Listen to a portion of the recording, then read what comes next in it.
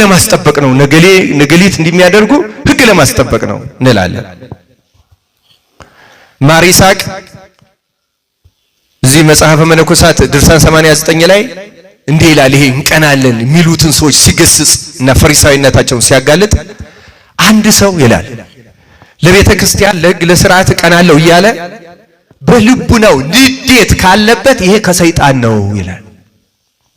እንዴት እንዲህ ይደረጋል ያለ የሚናደድ የለም።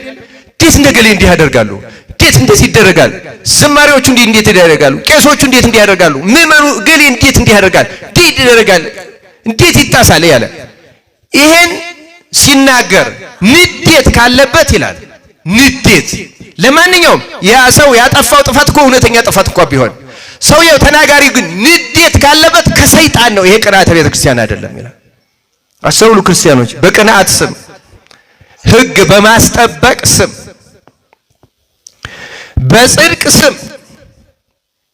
በጽድቅ ስም በቅንዓት ስም የዲያብሎስ ልጆች አንሁን። ፈሪሳዊነት ማለት ይሄ ነው ክርስቲያኖች። ህግ ለማስጠበቅ ልንጠይቅ እንችላለን። በፍቅር ሆነን በትህትና ሆነን ስለምንናገረው እርግጠኞች ሆነን እኛም የዚያን ያክል ጌታ ያችን ሴት ሊወግሯት ያመጧትን ከእናንተ ኃጢአት የሌለበት ይውገራት ነው ያለ አይደል?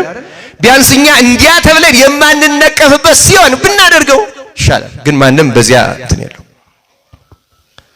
ፈሪሳውያን እነሱ ሁሌ ጻድቅ ናቸው፣ ሌላው ነው የሚፈረድበት። ስለዚህ ተመልከቱ ክርስቲያኖች፣ በመቅናት ስም ስርዓት በማስጠበቅ ስም የበለጠ ኃጢአተኞች አንሁን። ግድ የላችሁ። ልክ ነው። ስርዓት መጠበቅ አለበት። ትምህርት መሰጠት አለበት። ሰዎችንም በግል ልንነግር እንችላለን። ግን በፍቅርና በትህትና እኮ የሰዎች ጉዳይ ስለምንከታተል ነው የሚታየን ራሱ።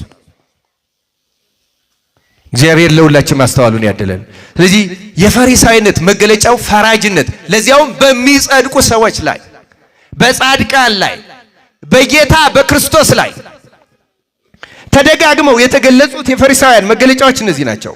አንድ አባት እንዲህ ያለውን ፈሪሳዊነት ሲናገረው ፈሪሳዊነት ይላል፣ ፈሪሳዊነት በጽድቅ የተሸፈነ የሰይጣን ልጅነት ነው ይላል። እግዚአብሔር ከዚህ ይጠብቃል። ስታዩት ጽድቅ የሚመስል ግን ውሉደ ጋኔን ውሉደ ሰይጣን ነው ፈሪሳዊነት። ግን ስታዩት ከላይ መሸፈኛው ጽድቅ ነው ይላል፣ ሕግ ነው ይላል። ፈሪሳዊነት አደገኛ ኃጢአት፣ አደገኛ ትብታብ፣ አደገኛ እሾህ፣ አደገኛ እንቅፋት የክርስትናችን፣ የሱባኤያችን፣ የጾማችን፣ የጸሎታችን አጠቃላይ የክርስትናችን አደገኛው እንቅፋት ጽድቅን የሚመስል ሰይጣናዊነት። እግዚአብሔር ከዚህ በሽታ በቸርነቱ ሁላችንም ይፈውሰን። ስላጠፋነውም ሁሉ በቸርነቱ ይቅር ይበለን። ሶስተኛ የፈሪሳዊነት መገለጫው ፈሪሳውያን እርስ በርሳቸው በጣም ይከባበራሉ። አንዱ የአንዱን ክብር አይነካም። በጣም ተከባባሪ ናቸው እና ስናያቸው ላይ ስናየው መከባበር ነው የሚመስለው፣ ግን በውስጥ ብዙ ችግር አለው። ለዚያ ነው ጌታ እናንተ የተለሰነ መቃብር ትመስላላችሁ ይላል አይደለም? ማቴዎስ 23 ቅድም ሰምታችሁት የለም?